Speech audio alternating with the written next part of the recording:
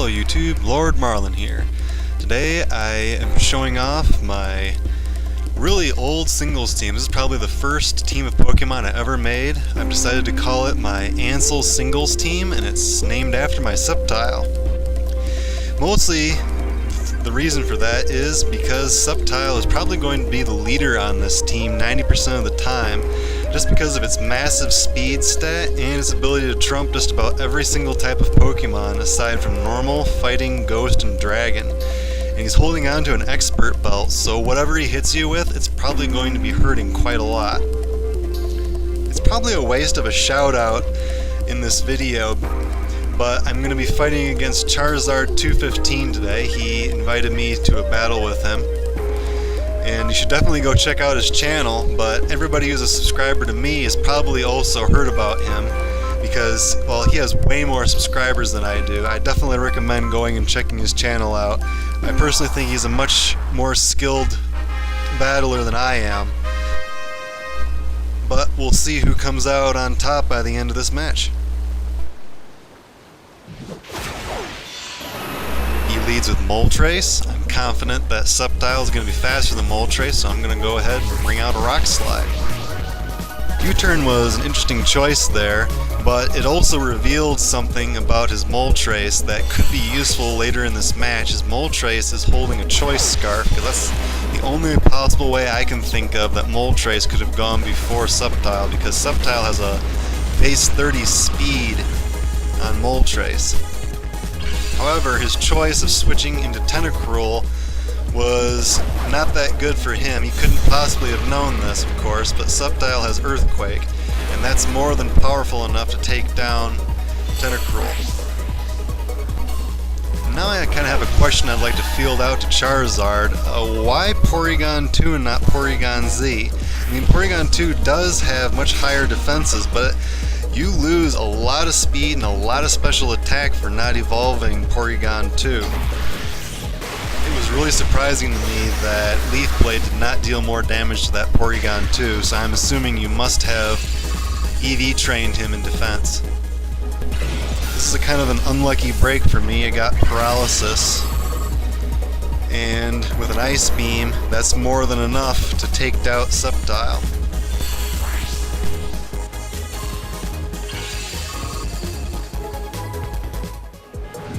Bring out Kangaskhan for the super effective damage that I can deal against Porygon-2. Unfortunately, Porygon-2 gets switched out in favor of Steelix. I was lucky that I was still able to hit Steelix for super effective damage, but because of Kangaskhan's Choice Scarf, I can't switch over to Earthquake, which would have been a much better move to be using here. As for my thoughts on Gyro Ball, it's definitely a really good move to use for Steelix, obviously, because it deals just a ton of damage to Kangaskhan. I don't know if that's being compounded by the Choice Scarf. It probably is. But just from personal preference, I prefer to build a Steelix around Rock Polish myself. As Kangaskhan goes down, I'm going to switch over to Ninetales and get some fire damage in on this Steelix.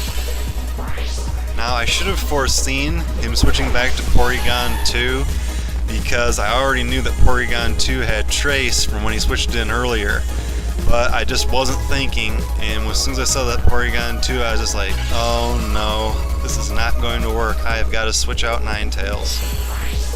Now, I really thought it would have been cool to be able to show up Charizard by switching into my own Porygon-z and showing him who's boss, but I misread the move that he decided to use. I thought that the move he used was Mirror Coat, not Magic Coat. And that got me scared, thinking that, oh no, he's going to Magic Coat my poor Porygon-z to death. So I switched out again here in favor of a physical attacker for Alligator, which he would not be able to use Mirror Coat against. I had a feeling that Discharge was going to be coming after that Mirror Coat, which was actually a Magic Coat, failed, but I knew that Feraligatr could take it because of the Wackenberry that he's holding. I also knew that I had to do something to get a little bit bigger hit on this Porygon2. So Dragon Dance it is, and that also brings him down to torrent levels as far as his HP goes. So I'm going to whip out a boosted Waterfall, and I got my own lucky break here with a flinch. I suppose it kind of balanced out with the paralysis that Sceptile took earlier. But until that flinch came around, I really felt that I was falling back on my heels during this battle, trying to anticipate way too many moves of his and switching out too many Pokemon. Because I thought for sure that with a Choice Scarf that Moltres was going to be going first. But Charizard must not have max EV trained his Moltres in speed, which is kind of understandable with the Choice Scarf. Now that I'm seeing Steelix, I'm getting a lot more confident about Feraligator's ability to potentially sweep this entire team. But after I saw Endure, my first reaction was, oh darn, he's got a Custap Berry, and he's probably going to go first and hit my Feraligator with Earthquake. So I decided to switch over to my Flying type, Yanmega. That was a fortuitous switch, as it turned out, because Yanmega is holding a Focus Sash.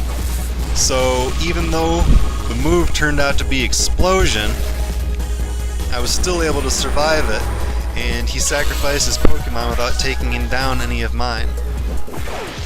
Yanmega's ability is not Speed Boost, so as soon as I saw Mismagius, I knew that I could not outrun that Pokemon, so I had to switch over to somebody else who might be able to land some better hits on Mismagius. So it kind of took me by surprise when I saw a substitute. And I hope that Mismagius wasn't going to drop Ninetales to below half health, or maybe I could be fortunate and Ninetales will be faster than Mismagius. No chance there. So I decided to bring out Porygon-Z again. Now the choice for this was because I knew that he was not going to switch over to another move, because if he risked me not switching Ninetales out and used Thunderbolt, Ninetales was probably going to be able to survive a Thunderbolt because it didn't have the stab boost that Shadow Ball does. But once I saw that Mismagius did not drop Porygon-Z to below half health, I knew that I had a running chance here to get another boost from Charge Beam.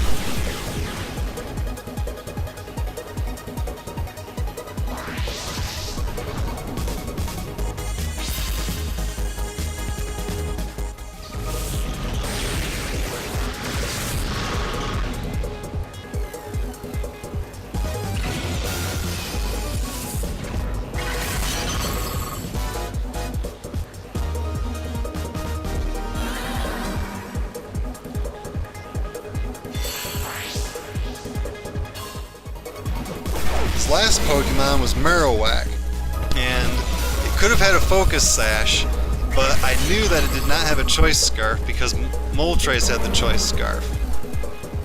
But most of the builds that I've seen with Marowak usually involve Thick Club. So I'd like to extend a thanks to Charizard for the battle, and I hope everybody enjoyed watching. Have a good day.